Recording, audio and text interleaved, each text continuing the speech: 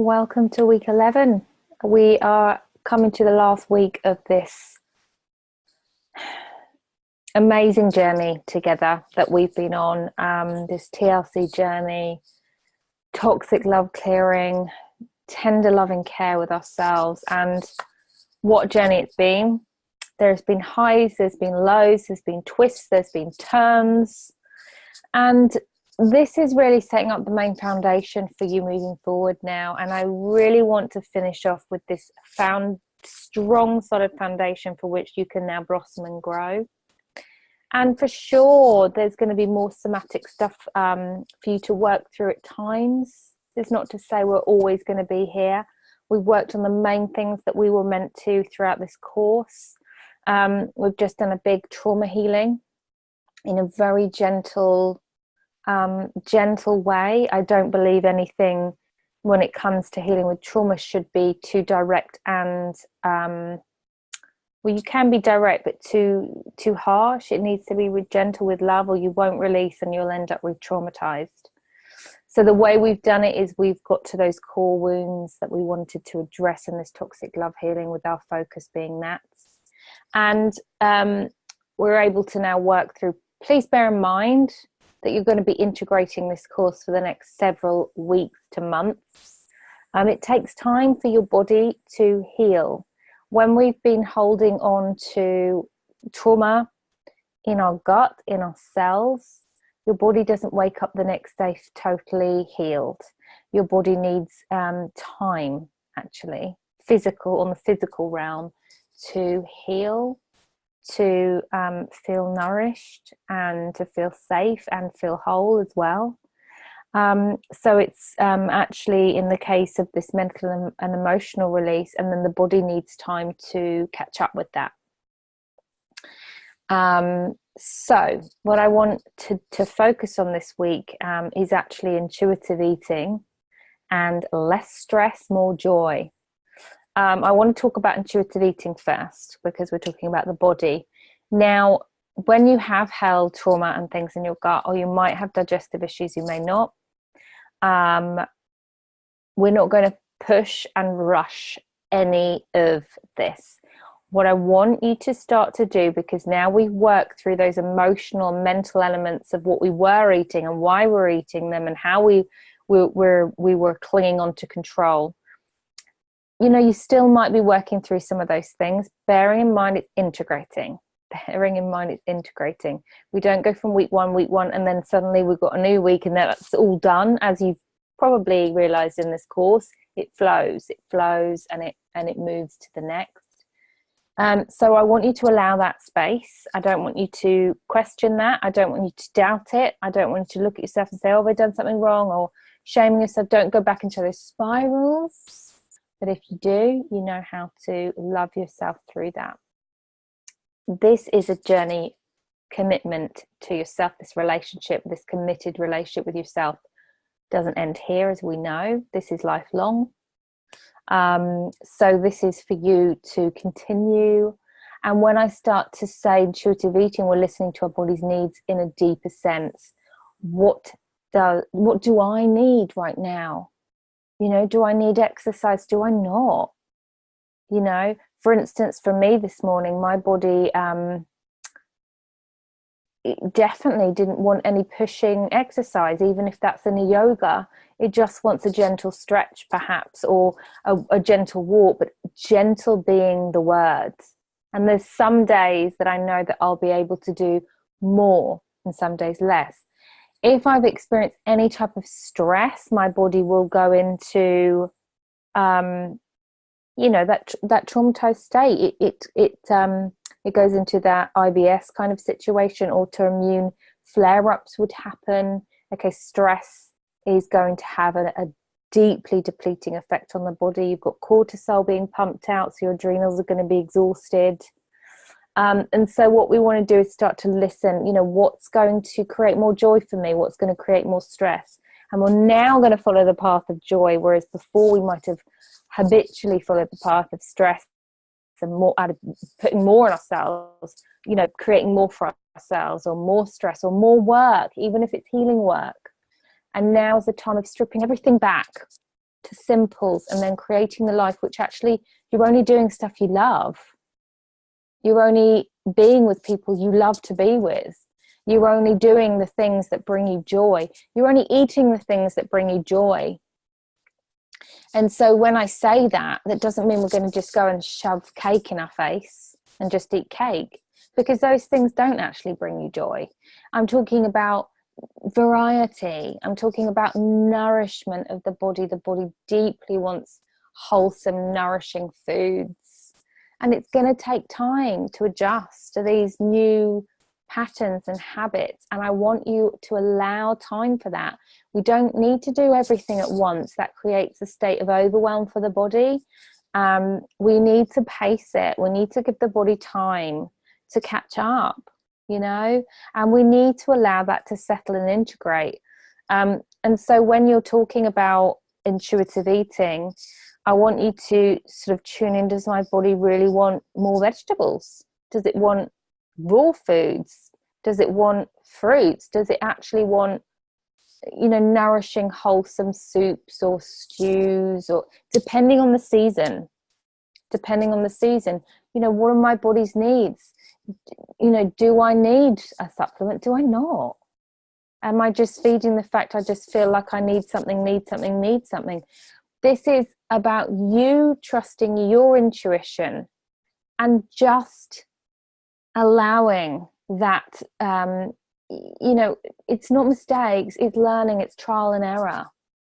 You know, if you've had something you thought you might be pushing it and your body's saying, no, I'm not ready for it, listen to her and go, okay, of course, let's give it time.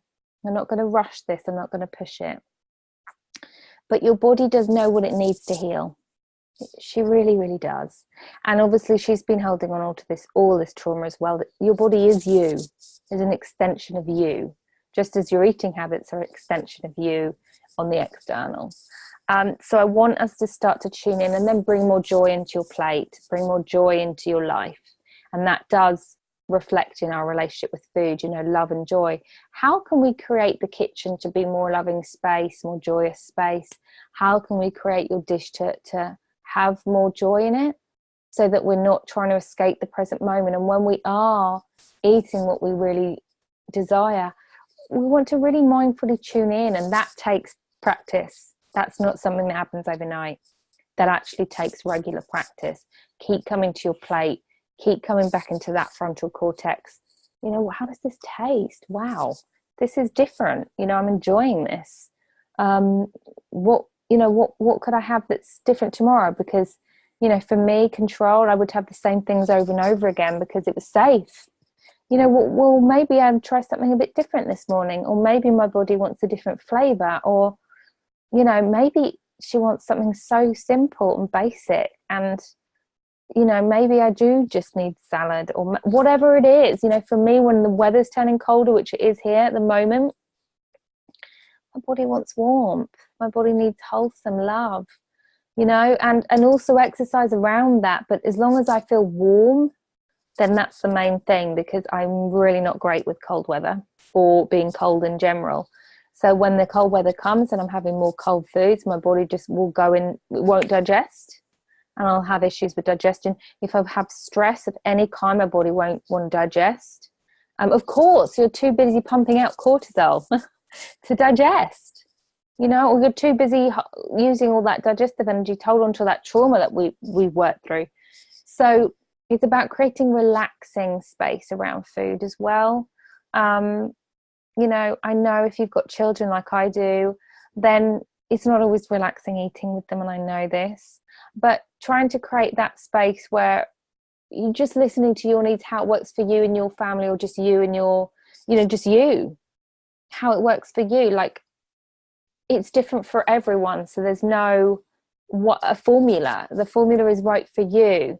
That's why, you know, even things like having a pet and stuff, it doesn't matter what anyone else does with their animal, or what they allow when they walk, or it's literally about what fits in with your life that creates less stress. So then we're not kind of judging or shaming ourselves and comparing. We're like, well, this brings me less stress, so it's the right path. You know, you're coming back to alignment. It is simple as alignment and non-alignment. So when we're in stress, we're trying to cling on to control, we're in overwhelm, and we're out of alignment. And when we're in that joy state, we're coming back to alignment. And so that's what we want to focus on moving forward. Who in my life is bringing me stress? What in my life is bringing me stress? I'm ready to let those go.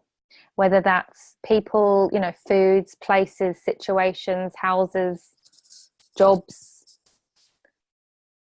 It's about really, we're creating our life every day, and now we want to move forward with this, what we're going to do this week. Not so much of a healing session, but a session more inward, you know, and creating, you know, what we want and how we want our life to look now.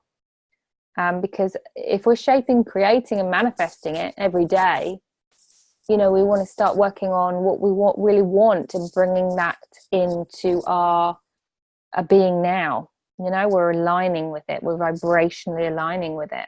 And obviously if we're still stuck in the trap of I've got to work, stress, do, your life is going to continuously be that.